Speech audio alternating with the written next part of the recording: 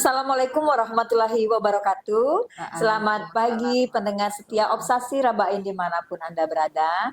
Dalam rangka memperingati Hari Pendengaran Sedunia, World Hearing Day tahun 2024 Ibu, kita akan membahas topik yang sangat menarik, yaitu kesehatan pendengaran dan bagaimana meningkatkan kesadaran masyarakat terhadap masalah telinga dan pendengaran, serta memastikan perawatan telinga dan pendengaran dapat diakses oleh semua orang. Sesuai tema ya Bu hari ini, sayangilah telinga dan pendengaran Anda menuju Sound Hearing 2030 ya Bu ya.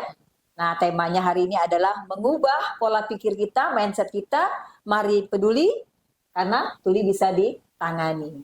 Untuk membahasnya, kita memiliki narasumber yang ahli di bidangnya, terutama kesehatan pendengaran. Beliau adalah seorang ahli THTKL, sebutannya THTKL Bu, karena lengkap Bu, telinga, hidung, tenggorokan, kepala, leher.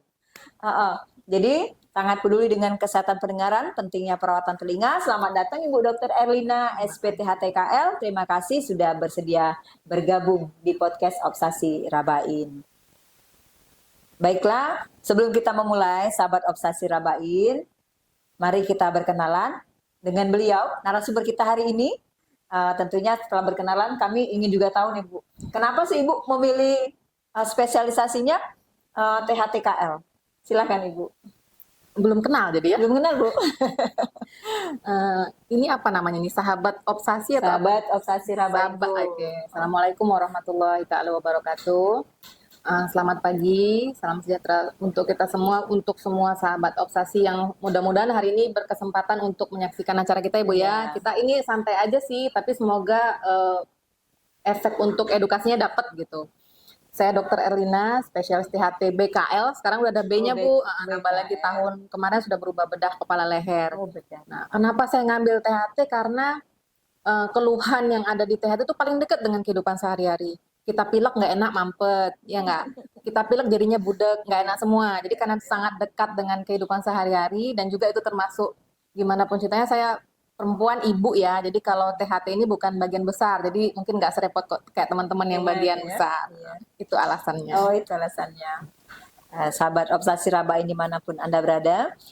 Seperti yang kita ketahui, Dr. Erlina ini kesehariannya berada di Poli THT, Rumah Sakit Umum Daerah Dr. Haji Muhammad Rabain. Kalau masuk turun dari depan itu Bu, Poli 1. Poli 1 di awal.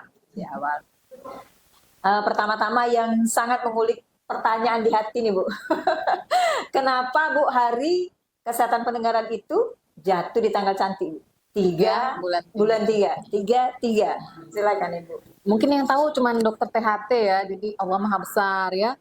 Telinga itu ternyata berbentuk huruf 3. Kalau coba Ibu memandang, membayangkan, telinga itu bentuknya 3. Jadi karena 3 diambil tanggal 3 dan bulannya sekalian bulan 3 gitu. Terus sebenarnya ini tuh awalnya karena ternyata kesehatan pendengaran itu penting. Makanya dibikin sebagai Hari Kesehatan Pendengaran Sedunia. Sahabat Obsasi Rabain, ketika kesehatan telinga kita tidak dijaga dengan baik, tentu akan berdampak buruk ya Bu ya. Kehilangan pendengaran atau tuli itu pasti bisa terjadi. Jadi pesan Dr. Erlina tadi, menjaga kesehatan telinga itu penting. Nih pertanyaan lagi nih Bu. Kira-kira nih kenapa nih beberapa kebiasaan ya seperti mengorek telinga atau menggunakan earphone atau berada di tempat yang suaranya keras itu kadang-kadang secara tidak langsung berbahaya bagi kesehatan. Sebenarnya bukan secara tidak langsung ya, tapi pelan-pelan. Pelan-pelan berefek pada kesehatan pendengaran. Jadi WHO itu pada tahun 2007 sudah dunia ya. Jadi ini kegiatan seperti ini tuh bukan hanya dikerjakan di kita di Muara Enim, tapi di seluruh Indonesia, seluruh dokter THT yang masuk ke dalam penggerak. Jadi kita punya Komnas, Komite Nasional, terus punya Komda, Komite Daerah. Nah, kalau saya termasuk yang Komda di kabupaten gitu. Jadi dia punya perhimpunannya namanya Komnas PGPKT. Nah, itu ada di logo yang kita bikin dalam flyer kita ya. Jadi Komite Nasional dan Komite Daerah Gangguan Pendengaran dan Ketulian.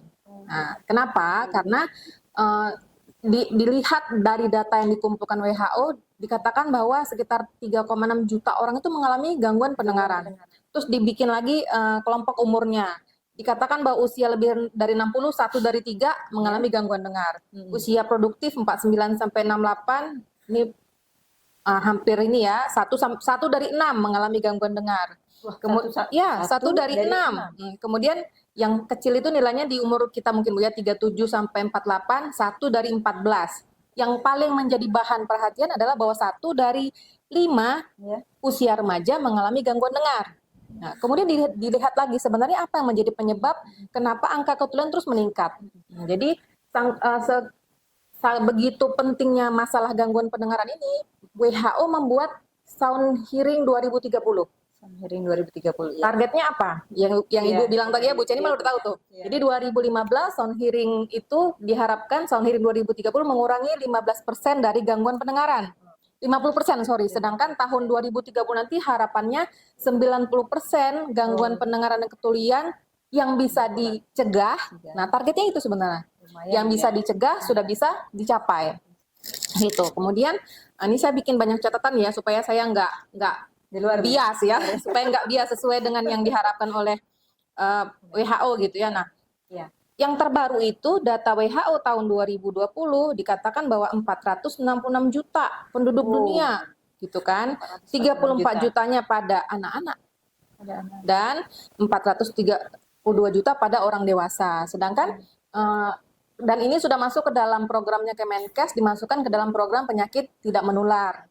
Dan sudah masuk dalam program Kemenkes. Makanya dicanangkan yang tahun ini mengubah mitos-mitos. Mitos-mitos misalnya, telinga itu harus rajin dibersihkan, harus rajin dikorek gitu. Kemudian, nggak apa-apa tuh kalau kuping kita berair. Nah, itu yang kita mau rubah dengan cara salah satunya edukasi seperti ini. Harapannya supaya program percepatan tinggal 5 tahun lagi ya, 2030 kita bisa mencapai 90% target gangguan pendengaran yang bisa dicegah itu tercapai gitu.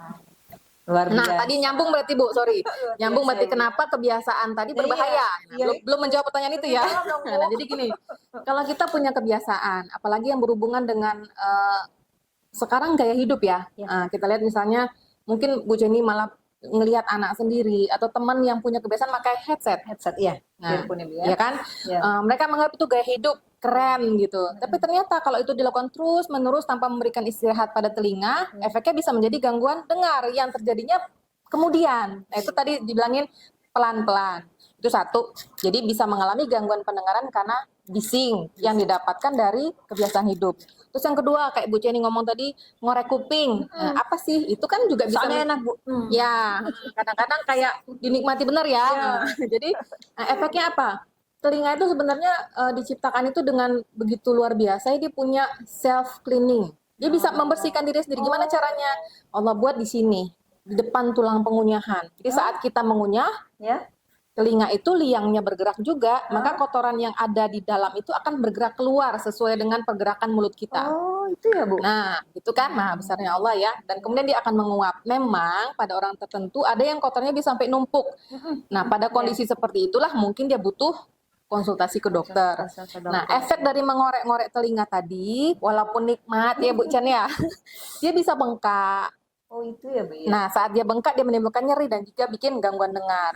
Kalau dia ada kotoran telinga cenderung akan terdorong masuk juga bikin gangguan dengar. Yang paling bahaya lagi gimana kalau efek dari ngorek itu kena ke gendang telinga, gendangnya jadi pecah, gangguan dengar lagi. Nah, itu yang disebut tadi ternyata semua kebiasaan kita itu bisa berefek buruk dan sifatnya itu kalau kita beri penjelasan seperti ini bisa dicegah untuk tidak lagi dikerjakan. Kayak gitu sih sebenarnya. Jadi kalau misalnya menjaga kebersihan telinga dengan baik itu, Bu, kalau mengorek-ngorek telinga itu gimana, Bu? Ini ada yang pakai bulu-bulu ayam. Ya, Iya, Bu. sebenarnya serba salah ya. Telinga itu nggak boleh dikorek aja prinsipnya. Memang dalam menjaga, salah satu tips menjaga kesehatan telinga itu kan telinga terus dikeringkan, diusahakan dalam kondisi lembab, tapi tidak dengan dikorek. Jadi misalnya kita punya telinga yang kita sendiri mungkin ngerasa sudah mandi, sudah wudhu, gatel gitu ya. Jadi bukan dengan dikorek, tapi keringkan saja pakai handuk yang kering atau dipakaikan tisu gitu. Apalagi dengan alat yang nggak boleh. Cotton bud aja sebenarnya, nah itu mitos ya. Dianggap bahwa cotton bud itu untuk alat pembersih telinga. Padahal sebenarnya bukan. Pakai cotton bud aja yang sudah secara umum dianggap sebagai alat pembersih telinga nggak boleh, apalagi pakai bulu ayam tadi. Ada pasien saya pernah pakai peniti. Nah, itu yang tidak boleh. Karena serumen Bu ya. Ya betul, ada serumen. Yang keras Bu Ya. ya. Jadi sebaiknya kebiasaan itu sudah mulai dihilangkan. dihilangkan. Oke, sahabat Obsasi Rabain, menarik ya ngobrolnya kita pagi ini karena ternyata dengan bulu ayam, dengan korek apa namanya tadi, Ketenbat. dengan ketenbat tadi Malah Bu, nggak boleh. dengan peniti itu malah nggak boleh, dan menjaga kebersihannya biar tetap kering hanya dengan Dikeringkan tisu, pakai ya, handuk atau tisu. Ya. atau tisu. Baiklah, gimana sahabat Obsasi Rabain? Bagaimana nih Bu kira-kira kalau misalnya ya kita mengalami gangguan dengar. Jadi bagaimana cara Bu mengenali gangguan dengar itu atau gangguan pada pendengaran kita itu agar tidak Jadi berat gitu Jadi ya, berat. atau terlambat ditangani. terlambat ya, terus mengubah pola pikirnya Bu. Oke. Nah ini penting, dan sebenarnya untuk bisa memahami, oh ini ada gangguan dengar nih, nggak perlu harus benar-benar pinter atau nggak perlu pakai alat canggih kok Bu gitu. Satu, kita bisa menandai adanya gangguan dengar pada jadi bukan hanya untuk orang jauh ya, tapi satu, pertama perhatikan dulu di keluarga sendiri, keluarga anak, suami, ibu kita, bapak kita. Baru mungkin kita andaikan sudah memahami seperti ini, kita bisa, mungkin ada yang belum sempat menyaksikan ini ya, tapi bisa berbagi, bisa dibagi ke tetangga, ke teman. Satu, misalnya saya ngomong sama Bu Ceni, tapi setiap kali Bu Ceni ngomong, Ibu minta saya ngulangin omongan saya. Nah, berarti setiap kali kita melihat orang apa, hah, gitu, itu kita curiga sudah ada gangguan dengar. Kemudian kedua, kalau kita misalnya di rumah sering melihat anak kita atau bapak kita atau suami kita, kalau dengar TV atau radio pasti suaranya dikerasin. Sedangkan orang yang lain merasa terganggu dengan suara itu. Terus yang kedua, dia cenderung misalnya kalau orang ngomong itu mengarahkan kupingnya. Nah, itu tanda bahwa dia ada gangguan dengar. Kemudian dia kesulitan kalau mendengarkan di tempat bising. Jadi kalau dia di tempat bising, dia lebih sulit untuk mendengar apa yang kita sampaikan. Kemudian telinga berdengung. Nah, kalau kita ketemu tanda-tanda tadi, misalnya anak kita, ini kok main HP, main game ya, sekarang kan anak-anak susah bener dilepaskan dari gadget ya, kok keras bener ya, sampai ibunya lagi masak di dapur, anaknya di ruang tamu kedengeran. Nah, itu tanda, wajib dicurigai, jangan dibiarkan. Nah, disinilah sebenarnya fokus Hari Pendengaran Sedunia ini memberikan edukasi, dan luar biasa ya buat Rabain yang bisa memfasilitasi kita. Iya betul Bu. THT gitu kan ya. Karena kan nggak semua kita bisa menyampaikan. Iya betul. Tujuannya supaya jangan dibiarkan, supaya jangan sampai seperti yang Bu Ceni bilang tadi, terlambat ditangani. Kan kita promotif, preventif jauh lebih baik. Kita promotif ya, harapannya dengan kita berbagi seperti ini, masyarakat awam. Jadi targetnya bukan hanya dokter yang bisa mendiagnosa, tapi masyarakat awam pun kalau kita ketemu tanda-tanda tadi sudah bisa, kata dokter THT gini nih, kayaknya kurang dengar nih. Nah, saat seperti itu ditemukan, lebih baik langsung ke dikonsultasikan. Bukan yang pura-pura nggak dengar ya Bu? Ya, bukan. Itu dipanggil pura-pura nggak dengar ya? Saya dengar duit ya. Itu bukan gangguan pendengaran ya Bu? Oke. Bener ya. Artinya sahabat Obsasi Rabain jangan pura-pura nggak dengar, biar nggak didiagnosa gangguan dengar. Karena sebenarnya gini Bu Jen, ada kata-kata yang menarik tentang ketulian ini. Tuli itu cacat yang tidak terlihat. Nah, itu yang kadang-kadang suka beda ya, kok misalnya maaf ya, misalnya buta, kan kelihatan ya, apa matanya beda sebelah, apa malah ketutup sebelah. Kalau telinga enggak loh. Ya kan kita nggak akan pernah tahu seseorang mengalami gangguan dengar sebelum kita berkomunikasi dengan dia. Malah kan ada tuh yang model apa siapa ya, artis yang dia mengalami gangguan dengar dan dia bisa pakai bahasa isyarat. Nggak ketahuan kan sebelum kita berkomunikasi dengan dia. Soalnya Bu jelas Bu, kalau di medical check up ada buta warna Bu. Ya, tidak ada buta telinga ya. Buta suara. Buta suara nggak ada Ibu ya. Iya. Oke. Sekarang kalau misalnya nih Bu di rumah sakit Rabain khusus nih, agak sedikit nyimpang Ibu. Bukan menyimpang ya, ada sedikit keluhan. Teman kita yang di laundry itu loh Bu. Kan suara mesin bising atau yang di CSSD. Itu kan tingkat kebisingannya lebih tinggi desibelnya. Itu saran dan masukannya apa ya Bu ya untuk rumah sakit, untuk teman-teman kita yang bekerja dengan suara bisingnya lebih banyak. Terus ataupun misalnya ke lingkungan sekitar masyarakat yang males untuk ke rumah sakit walaupun dia sudah mengalami gangguan pendengaran. Malu mungkin kan Bu? Ya. Nah, itu bagaimana nih Bu saran-saran Ibu atau pesan Ibu untuk mereka yang berada jauh dari fasilitas pelayanan kesehatan dan yang teman kita alami di Rumah Sakit Ramadi? Ini mungkin bisa saya sekalian menjawab banyak pekerjaan atau kebiasaan lain yang berhubungan dengan bising ya, bukan cuma di CSSD. Ya. Jadi saat kita memang harus bekerja di tempat yang bising, satu pastikan bahwa kita memakai penutup telinga, ya. Kemudian dipastikan bahwa jam kerja di situ tidak boleh melebihi dari batas jam yang boleh dikerjakan pada desibel itu gitu. Sebenarnya kita ada tuh aplikasi yang mudah Bu untuk di-download di HP namanya Soundmeter. Soundmeter itu bisa menangkap oh ini tingkat kebisingannya segini desibel. Jadi kalau misalnya 80 desibel itu hanya boleh 8 jam maksimal. Oh, 8 jam. Nah, jadi andaikan sudah bekerja di tempat seperti itu, bunyinya 80 desibel, pastikan memakai earplug. Kalau masih juga mau lebih bagus, pakai lagi earmuff. Nah, itu yang harus diperhatikan. Kemudian kalau memang selalu bekerja di tempat seperti itu, maka pastikan rutin melakukan medical check up, pemeriksaan audiometri. Kita alhamdulillahnya di rumah sakit kita ini lengkap, ya. Mulai dari audiometri, bahkan kita punya pemeriksaan canggih untuk anak baru lahir yang kita curigai, oh nih anak ini ada gangguan dengar nih. Karena ini juga sekalian saya berbagi ya bahwa angka ketulian pada bayi baru lahir meningkat sekarang. Itu ya, Bu? Ya, yang efeknya itu nanti akan menyebabkan anaknya juga lambat bicara. Angka speech delay namanya juga sekarang meningkat. Nah, makanya sebenarnya jadi bisa panjang Bu ya obrolannya. Jadi mencegah gangguan dengar itu sebenarnya bisa dimulai dari sebelum hamil loh. Sebelum manusia lahir. Jadi karena ada ketulian yang terjadi karena kelainan yang ibu alami saat hamil. Misalnya dia terinfeksi TORCH ya, toxoplasma, ya, rubella, sitomegalovirus dan herpes. Nah, itu kan bisa diperiksa panel TORCH pada ibu yang belum hamil. Andaikan terdeteksi ada terinfeksi pada semua virus tadi, maka sebaiknya menunda dulu kehamilan untuk diobati baru kemudian hamil. Kenapa? Karena bila ibunya terinfeksi virus tadi pada saat hamil, anaknya bisa kecenderungannya sangat besar untuk mengalami kelainan kongenital atau kelainan dari lahir gitu kan. Nah, itu namanya ketulian yang bisa dicegah. Nah, sedangkan kalau kita berbicara tadi di tempat bising, wajib pakai earplug ya, membatasi waktu untuk bekerja di tempat itu, kemudian medical check up secara rutin, dan yang paling penting lagi, kalau sudah kerja di tempat bising, jangan lagi di rumah ditambah dengan menambah kebisingan dari misalnya mendengarkan musik melalui MP3 player yang terlalu ribut gitu. Kemudian tipsnya lagi bagaimana sih supaya kita aman menggunakan gadget gitu Bu ya. Kayaknya kok anak-anak sekarang dewasa muda, remaja susah benar tuh bisa lepas dari itu gitu kan ya. Kemana-mana kadang-kadang sambil tidur. Nah itu yang penting diedukasi.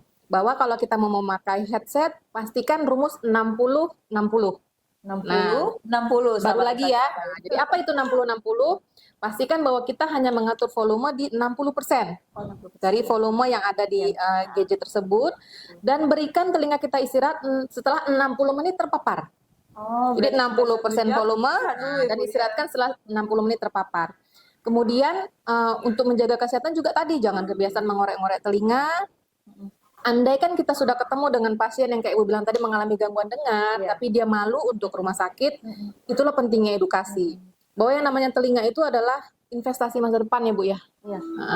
Kalau pada usia kita produktif, kita butuh untuk kehidupan bekerja dan lain-lain. Tapi pada orang yang lebih tua, lansia misalnya, targetnya seperti itu, mereka juga butuh bersosialisasi. Nah itu yang kita edukasi ke keluarganya bahwa jangan sampai mereka dibiari mengalami gangguan dengar, karena mereka akan menarik diri. Nah, mereka akan stres, mereka dianggap mereka mungkin omongin saya tidak bisa berkomunikasi. Saat kita bisa memberikan pemahaman ini kepada mereka, harapannya keluarga tadi bisa mengajak orang yang mengalami gangguan dengar untuk bisa ke fasilitas kesehatan. Supaya jangan sampai berlanjut. Kan kita butuh telinga kita terus ya Bu ya, sampai nanti. Nah, jadi harapannya dengan edukasi seperti ini, bisa untuk artinya begitu sampai di rumah sakit, tentu kita ada yang di pelayanan dasar ya, ya betul. Biar bisa sampai pesannya di hearing day ya. Jadi benar-benar sudah selesai dari pelayanan dasar, mungkin puskesmas ya. Baru ke kita ya Bu ya, ke rumah sakit. Sebenarnya kalau kegiatan seperti itu setiap tahun kita kerjakan oleh Komite Gangguan Pendengaran ini Bu ya. Dan setiap tahun temanya berubah-ubah. Memang kalau fokusnya tahun ini sebenarnya intinya adalah memfokuskan pada fase ke-1 yang Bu Ceni bilang tadi untuk bisa mendeteksi di awal adanya gangguan pendengaran dan merujuk bila mereka menemukan kasus yang tidak bisa ditangani di fase ke-1. Berkurang Bu ya. Ya, Seperti tadi supaya yang kasus berkurang. yang bayi tadi Ya, bisa betul. berkurang, ya. Kan mereka bisa melihat, oh nih bayi nih umur segini belum bisa ini, belum bisa ini. Iya. Mungkin mereka butuh diagnosa tambahan, nah mereka bisa merujuk ke rumah sakit kita. Kita punya BERA lah, canggih loh itu Bu, Oh, nggak itu semua ya, rumah Bu. sakit punya. Kita ada BERA ya, Kita Bu? punya BERA. Wah, luar biasa sahabat Obsasi Rabain. Oke, terima kasih Bu Dr. Erlina Sama-sama. atas waktunya. Obrolan singkat berbagi informasi dan edukasi hari ini sangat bermanfaat, Bu. Insya Allah. Memberikan wawasan yang berharga, insya Allah. Sesuai tema hari pendengaran kita hari ini, Bu ya. Pas tanggal cantik, tanggal 3 tadi bulan 3, bulan Maret, sesuai dengan bentuk telinga. Dan dia punya salamnya Bu, salam telinga tuh kayak gini. Oh, salam telinga. Oke. Boleh ya Bu ya, salam telinga. Jadi ubah pola pikir kita. Mari peduli. Mari kita peduli. Ketulian Karena dapat ketulian ditangani. dapat ditangani. Jadi kita semua harus semakin peduli Ya. dengan menjaga kesehatan telinga dan pendengaran ya Bu ya. Semoga sahabat Obsasi Rabain dimanapun Anda berada bisa menjadi jembatan Bu Ya, insya dalam Allah. meningkatkan kesadaran masyarakat tentang pentingnya merawat kesehatan pendengaran. Harapannya seperti itu ya Bu ya. Terima kasih sekali lagi kepada Bu Dr. Erlina. Terima kasih kepada pendengar sahabat Obsasi Rabain yang telah menyimak kegiatan hari ini. Terima kasih tim podcast. Nah, terima kasih juga Bu Rumah Sakit Umi Ya, Daerah. rumah sakit Dak ya. melalui Lainnya selalu mendukung setiap tahun kita Bu ya. Ya, Kabag Bina Program dan Publikasinya karena telah memfasilitasi kegiatan podcast kita hari ini. Sampai jumpa di episode berikutnya. Wassalamualaikum warahmatullahi wabarakatuh. Waalaikumsalam. Salam telinga Bu. Ya, salam Penggiring telinga. deh.